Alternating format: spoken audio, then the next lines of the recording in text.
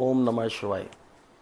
दोस्तों, मैं आज आपको इस वीडियो में बताऊंगा कि बुध अगर आपकी कुंडली में नेगेटिव हो या गलत दृष्टि उस पर पड़ रही हो या गलत राशि में बैठा हो, गलत नक्षत्र में बैठा हो, तो अगर बुध आपको कुंडली में ख़राब कर रहा हो तो उसके 12 के 12 घरों के उपाय क्या होंगे इस वीडियो में मैं आपको बताऊंगा। दोस्तों, बुध अगर आपकी पहले घर में बैठा है और आपको ख़राब कर रहा है तो आपको घर में एक तो आपके तबला, जो तबला वो बजाने वाला होता है, वो तबला नहीं होना चाहिए। अंडा या मांस, आपको अंडा चिकन आपको इससे परहेज़ करना चाहिए। हरे रंग से आपको परहेज़ करना चाहिए। और चौथी चीज़, अगर आपको बुध पहले घर में ख़राब कर रहा हो तो आपको एक अंडा लेकर उसको बिना काटे, बिना उबाले उसको काट कर आपको कौओं को खिलाना चाहिए। ये बहुत ही अच्छा उपाय है अगर बुध आपको पहले घर में ख़राब कर रहा हो। इसी तरह दोस्तों, दूसरे घर में अगर आपको बुध आपको ख़राब कर रहा हो तो आपको किसी भी मंदिर में चांदी का दान करना चाहिए, चावल का दान करना चाहिए, दूध का दान करना चाहिए।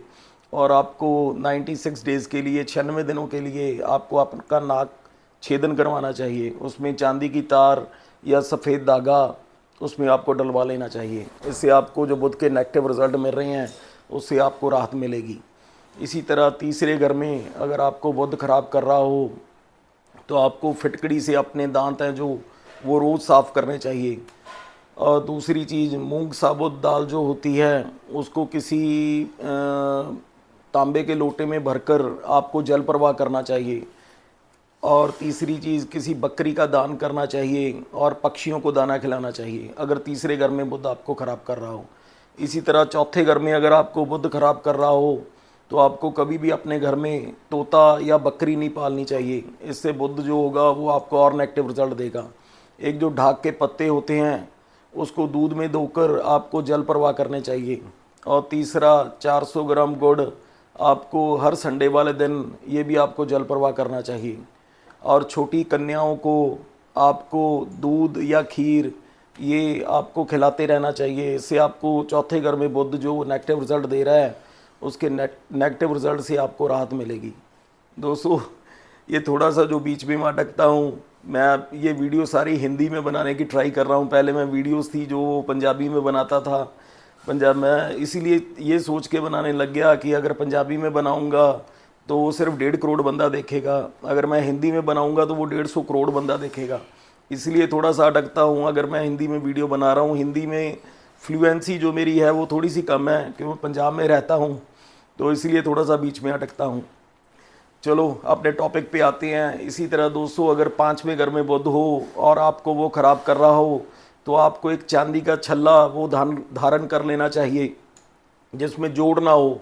और गले में तांबे का कोई भी सिक्का, जो आज को आपको अमेज़ॉन पे मिल जाएगा, तांबे का सिक्का आपको गले में धारण करना चाहिए।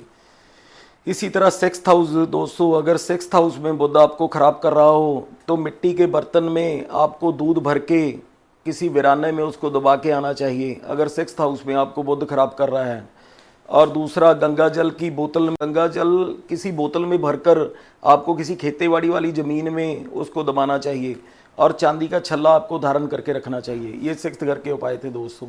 इसी तरह दोस्तों, 7th घर में अगर बुध हो और वो आपको ख़राब कर रहा हो तो आपको छोटी कन्याओं की सेवा करनी चाहिए। छोटी कन्याओं को दूध या खीर ये खिलाते रहना चाहिए और काली गाय की सेवा करनी चाहिए।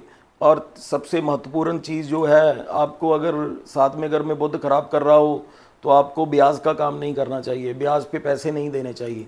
इसी तरह 8वें में दोस्तों, अगर 8वें में आपको बुध खराब कर रहा हो तो आपको जो खोए के पेड़े होते हैं वो कुत्तों को खिलाते रहना चाहिए। और तांबे के लोटे में मूंग दाल भरकर ये आपको जल प्रवाह करते रहना चाहिए। 9वें में अगर आपको बुध खराब कर रहा हो तो आपको एक लोहे की गोली लेनी है। वो किसी भी आपको कबाड़ी की दुकान से मिल जाएगी। लोहे की गोली को लाल रंग करके उसको आपको हमेशा अपनी जेब में रखना चाहिए और नाग छेदन करवा के रखना चाहिए। ये नाग छेदन जो है, अगर बुध आपको किसी भी घर में ख़राब कर रहा है तो अगर नाग छेदन आप करवा के रखोगे, ये सबसे उत्तम उपाय है बुध का।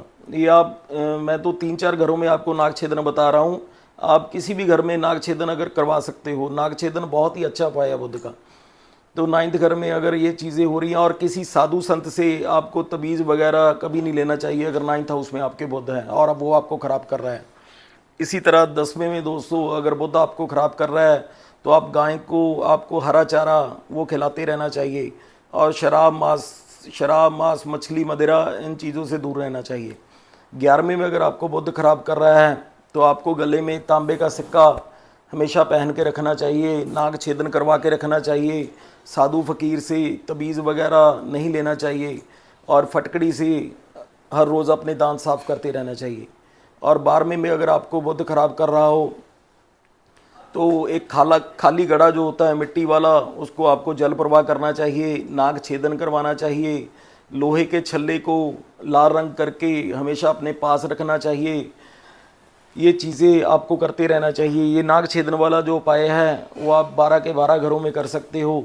और हरे रंग से आपको परहेज़ करते रहना चाहिए। हरे रंग आपको यूज़ नहीं करना चाहिए अगर बुध आपका कुंडली में ख़राब है।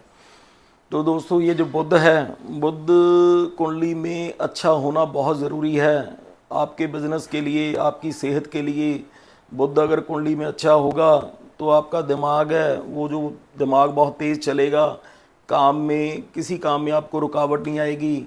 अगर बुध खराब हो तो नसों में बहुत प्रॉब्लम आती है, जो नसें खिंचती हैं, जो आप देखते होंगे कि किसी की टांग जो सुन्न हो जाती है, ये सारी बुध की खराबी की निशानी है।